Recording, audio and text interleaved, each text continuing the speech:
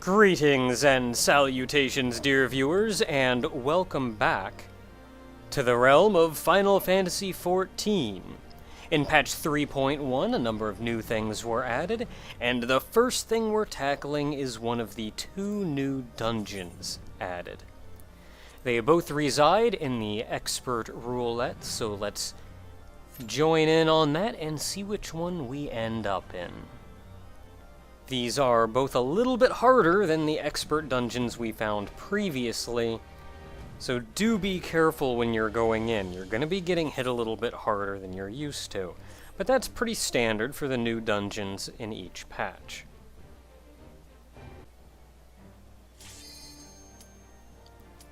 The Duty Finder is up, and the winner is...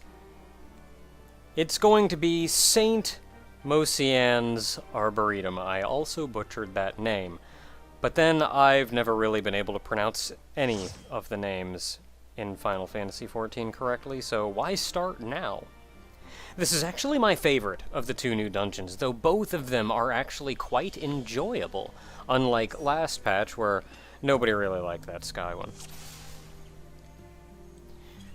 The Arboretum takes place in an arboretum, who would have thought, where we're going to be running around dealing with a large number of plants and insects and flies and really anything of the sort.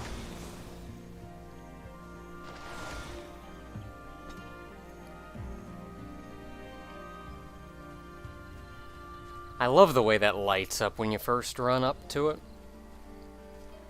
We're going to be running up, there's going to be a Marlboro and a couple Colibri. These are generally just going to be doing the things you've seen Marlboro and Colibri do prior. So you're not in a lot of danger here. Keep an eye out for bad breath. The Colibri may or may not have an AoE of some form. The tank that we've got here, he does number with a number 1 an enemy in each pull, or whoever he's currently attacking. And on one hand, I think that's actually very nice, because it lets the DPS know, yes, without question, this is the one that I should be attacking. It just helps so we actually focus one down instead of splitting our damage. However, I disagree with a number of decisions this tank has made. We'll see those as we get to them.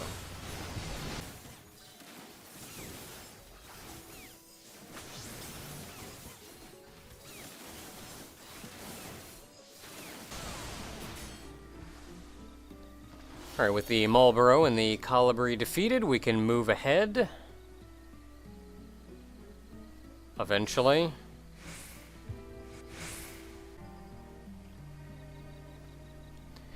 Okay, with the tank back and having found his sense of direction, we can now move forward. A couple of these Corpoker.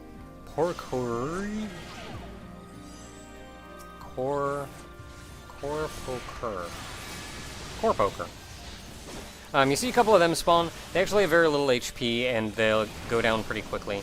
The Blooming Ocho is something you would want to pay a little bit more attention to, but they're still not going to be doing anything terribly worthwhile. The Pokuris, or Pokuris, I don't know, whatever they are. Those you'll typically see in very large groups that you can just AoE down.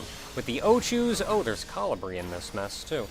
That's not quite as viable an option, but they still go down fairly easily, so you don't have to worry about them too much.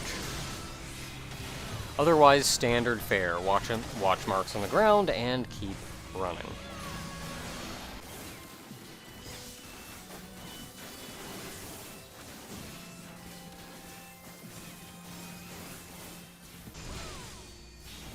Once you defeat enough of the small ones, the Corpocuris, I believe, the Marlboro Terra will appear and chase you down. This still isn't going to be adding anything too terribly out of the ordinary. Just watch for bad breath, kill everything, and then go after the Marlboro.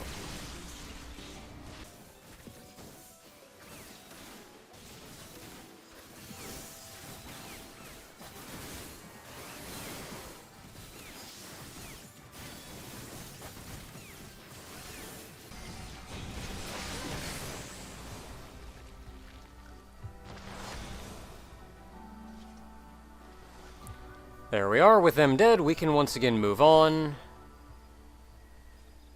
Eventually. Okay, I'm not asking for much. If you have a reason to go, just tell us. Don't just stand there for a minute. Tell us, hey, I gotta put something in the oven. Hey, I gotta take something out of the oven. And we'll stand there and go, alright, that's cool. Get to run across these lily pads, which I think is really cool. Then you get jumped by a mass of Corpoker. These all die easily enough, and those are the only thing you'll have to deal with. Just AoE them down. They should go down without too terribly much difficulty.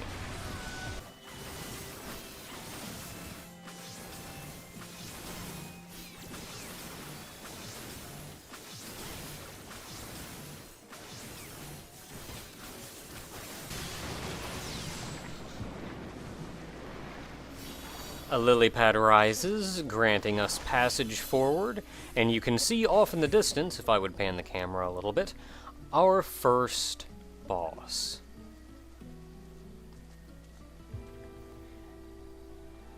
There's a treasure coffer. The treasure coffers in these dungeons, much like prior, have accessories in them. I think they even have some pieces of proper equipment in them, but they'll also occasionally just have bottles of high elixir. But that brings us to our very first boss, the Rose Garden. This is a fairly simple boss, mechanically. All you really have to do is not stand in crap. Simple, I'm sure. Don't stand in front of it, because being a Marlboro, it's of course going to have any number of breath attacks, whatever it's aiming forward, things that should be hitting the tank and not anybody else. One of its first moves here, you'll see, is when it summons a whole lot of little baby Marlboro. Come out and all start spewing some noxious gas. You can still keep wailing on the boss while it's doing this, but the boss is also spewing, and it starts rotating, which means you will want to rotate around as well. That'll go on for a moment before it collects back up its younglings, and you can go back to beating on the boss proper. A number of rose hips will eventually spawn. These need to be killed. To be honest, I'm not sure what happens if you don't kill them. I've never not done it. I did see the boss just do a Burfester move. I imagine the longer those things are alive, that he'll probably continue to do that and just do more damage each time. That's my guess. Who knows? Point of advice, kill him. You don't have to find out. Once again, summoning the young Marlboro. So be wary of where they are spewing, and where the boss is spewing, as well as the direction the boss is facing and rotating. He's rotating the opposite way this time, and a number of rose hips spawned that you also have to kill.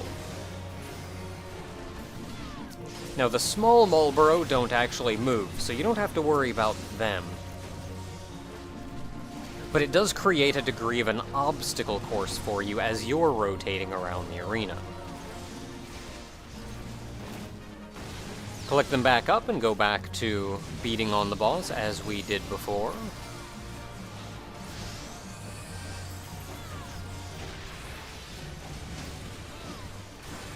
The boss uses extremely bad breath. Granted, you have a fairly large amount of time to get out of the way of that one, but I imagine you're not going to have a great time if it hits. But it's simple enough just to move to one side. I believe I just saw Burfester again, or at least something of the sort, which seems to just do damage and not put any debuff or anything on you. But we're once again going to this mess, where the small ones are spawned, the rose hips are spawned, beat the rose hips down, then get back to beating on the boss. The boss shouldn't have much health left. Somebody limit broke. I hate limit breaking anything but the final boss. A level 1 limit break does so little damage. So there I was opting to just kill the boss and not worry about killing the rose hips. He had so little life left.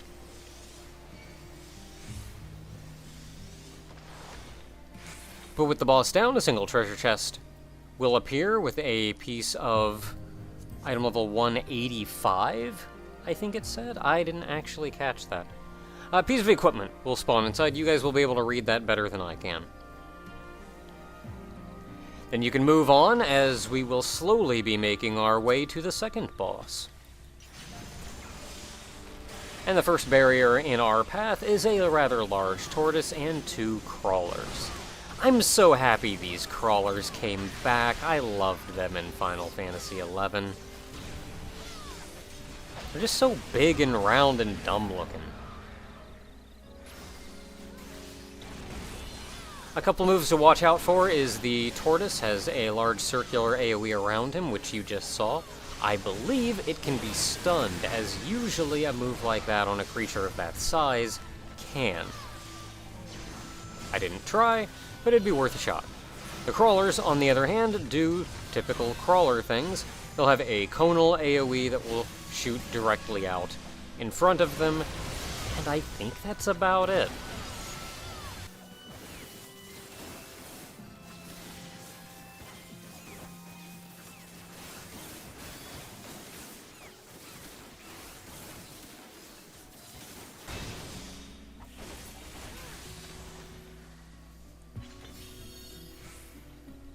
I think the tank is starting to get his business together, and we can move on directly to our next pull.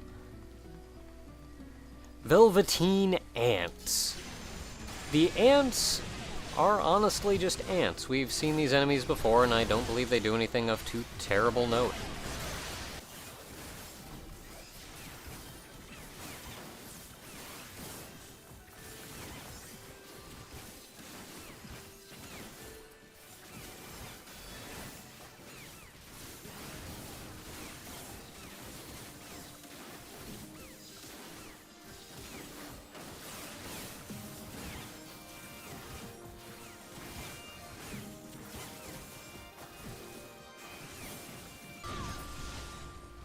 I did see them use a move called Trap Jaws, but that seems to be a tank-only attack that will probably just do marginally more damage than before. We're moving out of the more floral area and now into the local beehive.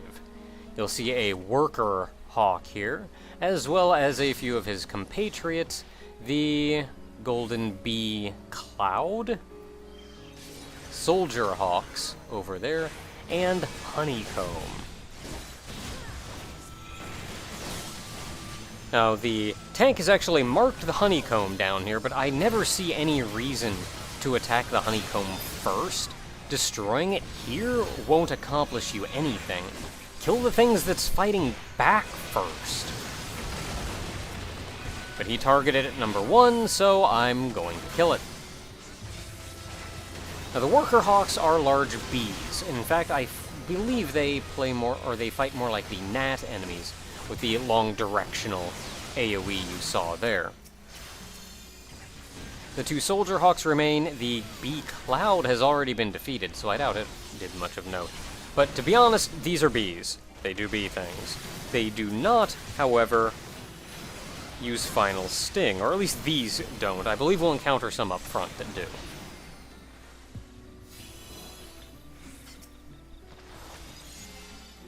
In the next room, you can see a worker hawk up ahead, as well as another garden bee cloud.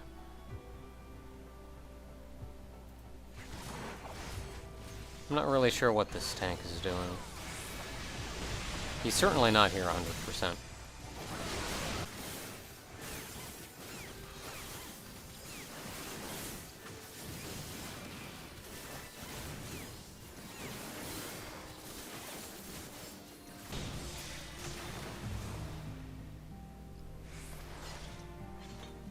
With those 2 dead, the path appears to be clear, at least for the moment, leading up until the next honeycomb wall. No, never mind, there's a garden bee cloud off to the side. You can see the next honeycomb wall off in the distance, though, and the tank is going to go ahead and drag the garden bee cloud over, which is honestly fine, because he doesn't really do much. Now, upon the honeycomb gaining hate, a number of enemies will spawn: the Orn Hornet and 2 Soldier Hawks. The Orn Hornet is the only new enemy here, and once again, the tank has targeted the honeycomb as number 1. This honeycomb in particular, please, I beg of you, do not attack first. Ogre actually has some thoughts on this one. Fuck Final Sting. You see, whenever the honeycomb is brought down to about 40% HP, a large number of soldier hawks will spawn. I believe I was incorrect earlier. I want to say these soldier hawks are the ones that can use Final Sting. And now the healer's dead, because the tank couldn't get hate on that many ads. Because the tank got hit by, like, so many Final Stings. And now I'm dead. I don't know where the tank is. We destroyed the honeycomb, but we all died. Don't kill that honeycomb! Kill the ads first! Final Sting hurts.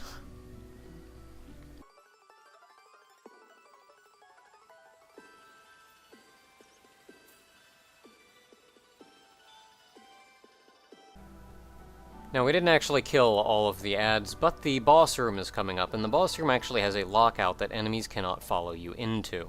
So we're just going to have to run right by these, because that's what the tank and the other DPS did. The healer seems to have put them all to sleep, though, so that's a nice way to make it a little bit easier. Slide down some honey, and we come to the second boss, the Queen Hawk. Much like the first boss, the Queen Hawk doesn't have any terribly complicated mechanics to her. All you really have to do is don't stand in crap and be aware of what's going on around you. Those guys will wake up eventually, and they'll be very unhappy when they do.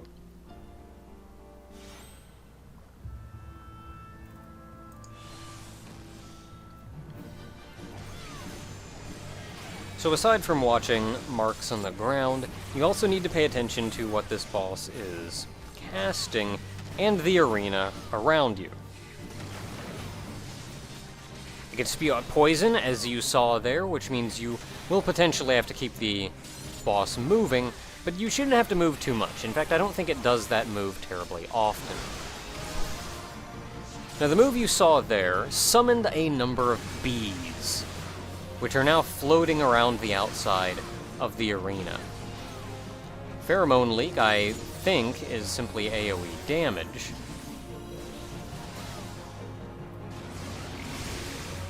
And then Assail, which means those bees will start attacking. In fact, maybe Pheromone Leak actually targeted one person in particular. But you're going to be seeing a lot of line AoEs coming from the bees around the edge of the arena. Simply keep sidestepping them and don't stand in them, you should be fine.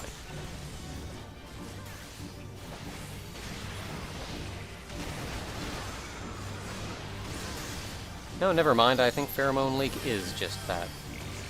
Or is just AoE damage. The next move actually brings the bees in. The bees are putting some pretty fancy buffs on the queen there, so you're going to want to kill them first, as if killing ads first wasn't the thing you would want to do anyway. I mean, who wants to stand there and just get hit by them constantly? The boss is going to stand in the middle of the arena and just keep doing that AoE until these are dead, so you probably want to take them out quickly. The Hawks don't do a lot, though, and they go down fairly quickly, which will then let you get right back to fighting the boss proper.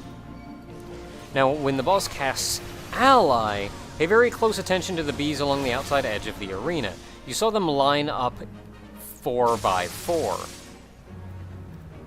That's going to be a very large directional AoE across the edge of the arena. That will hurt a lot if you are standing in it. You have to watch them to know where it's going to hit, though.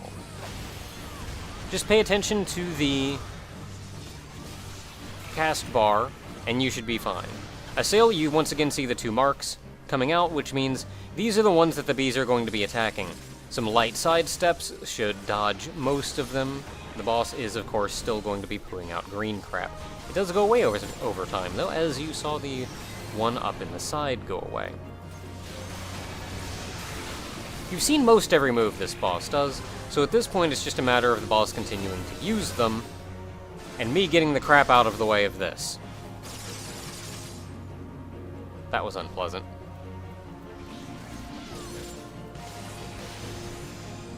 At this point, I think the boss just repeats this until the boss is dead. Pheromone Leak continuing to do AoE damage. The bees continuing to take pot shots because they're annoying bees. Assail, being where two party members will be targeted and you have to dodge around a number of line AoEs. And we would be followed by another ally, but the boss is dead. This grants us another treasure coffer and passage further on. The treasure coffer has another single piece of equipment in it that I have no use for. And then we have to take a very large drop.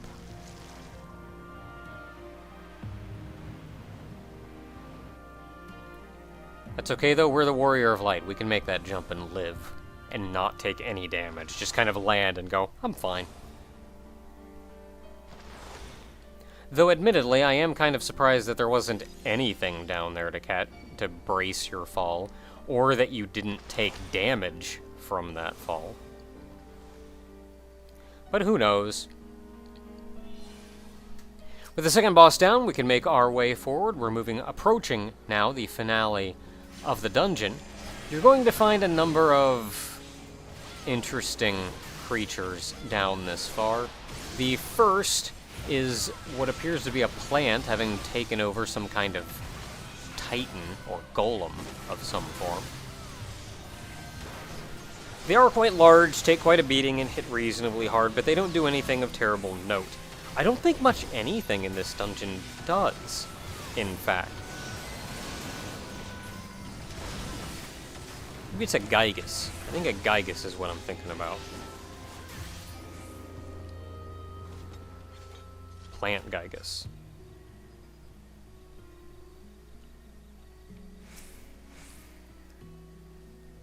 Tangled Narbruis. 3 odd of them. These are jellyfish-type monsters, going to be doing jellyfish-type things. I forget what they have. They may have a couple directional AoEs or a circular AoE or two, but again, for the most part, not a lot to worry about.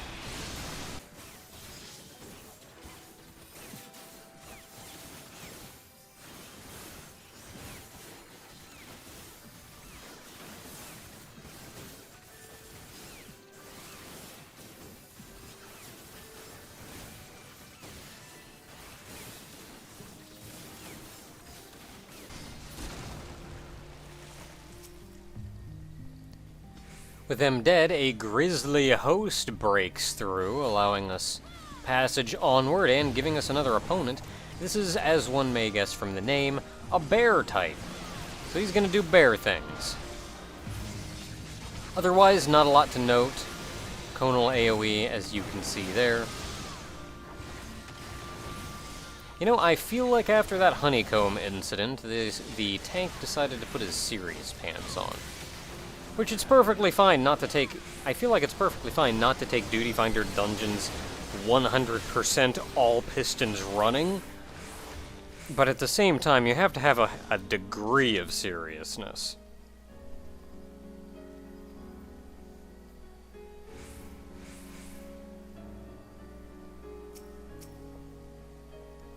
Around the bend, we're going to encounter a number of enemies we've previously fought, but it's going to be a little bit more complicated because we have to fight them at the same time. Back to the Grass Titan, 2 bears, and a fair number of the Narburi. This is just going to give you a few more AoEs to dodge around, and the tank is going to be getting hit a fair bit more as well. My attack priority for these is still the same as I've mentioned in the past. Tallest enemy takes top priority. This isn't always the case, but I feel like it works most of the time. We could focus down these smaller enemies, but honestly, the larger enemies take... If they do take longer to kill, it's not a lot longer to kill. And I feel like the larger enemies are going to hit harder and have more annoying attacks to deal with. So, top down.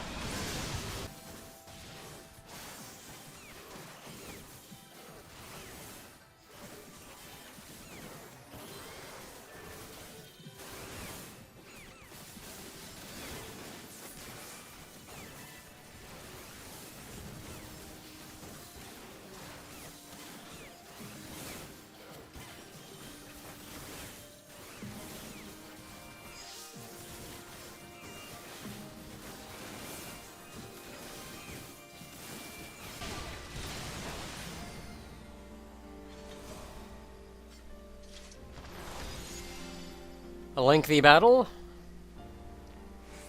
but with them out of the way, we can once again move on. There should be maybe one more pull left in us, and this time we've got a couple treants, because really, what plant-themed dungeon would be complete without a giant tree? There's actually 3 of them here, the large one and 2 smaller ones. Once again, top-down priority, but they're not going to be doing anything terribly special as usual. Mostly typical tree stuff. Conal AoE and a circular AoE around them. I believe they can all be stunned.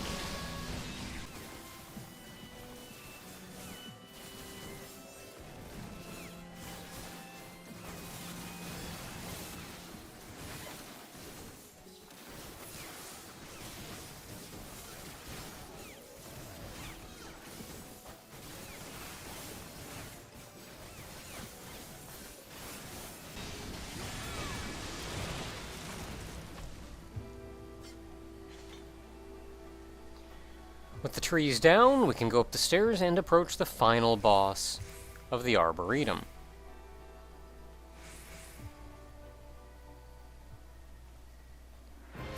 Belladonna.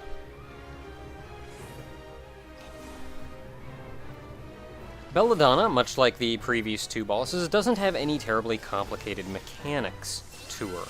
Mostly, you just have to dodge stuff and kill stuff. The only attack that you really need to watch out for, and this is where focus targeting helps, is a move that will actually charm you. All you have to do to dodge it is look away.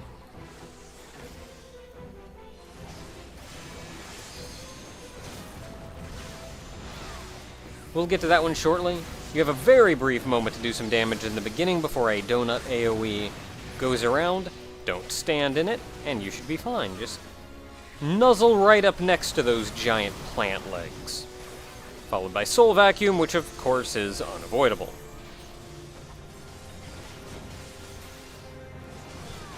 The little sapling ads show up, but they're not actually ads. There's not much you can really do to them. They'll put a large AoE around them that you don't want to stand in. I believe if you stand in it, it doesn't directly hurt. Or it's not that they're turning into a larger AoE. But I think it hurts the longer you're standing in it. There's also an AoE that targets people individually. All you have to do is spread out to dodge that one.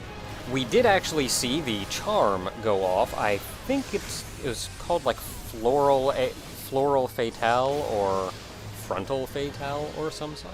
If you see her readying it, and do pay attention when you're in the middle of doing something else, because it will often happen while you're doing something else. All you have to do is turn away.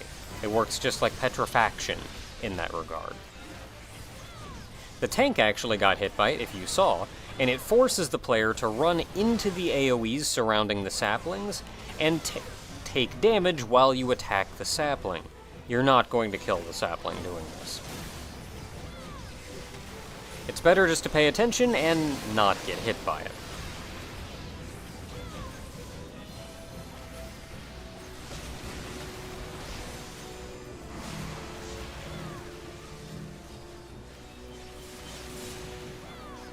Donut AoE goes off. I was looking just wrong that time. So instead I'm going to be running in. Got hit by Mildew for 1500 damage. It's not the most powerful thing in the world. In fact, Soul Vacuum does twice that. But it does take you off the boss for a moment and take you out of control of your character.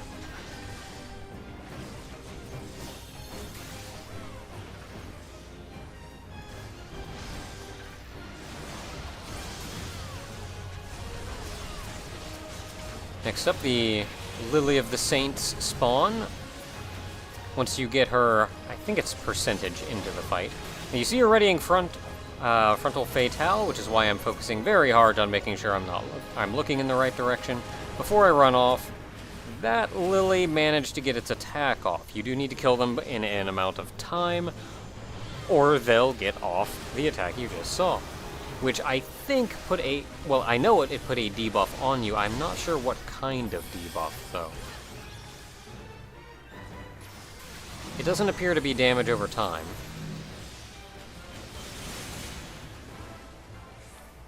If you absolutely must, getting hit by one petal isn't that big a deal, but do not stand in two of them. Take your pick if you're stuck in that position.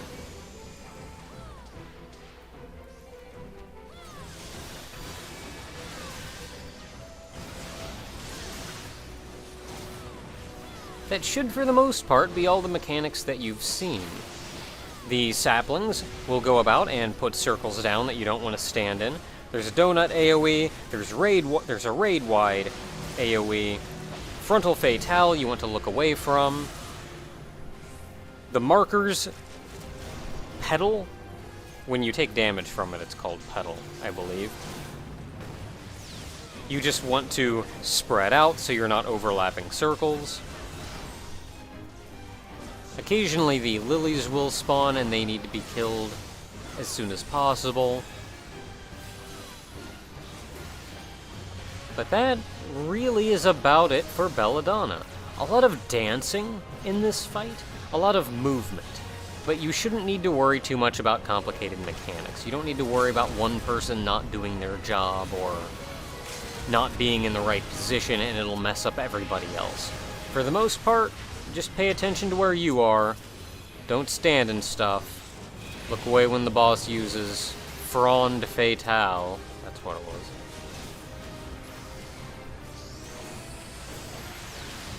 Whittle down her HP, and in time, she will go down.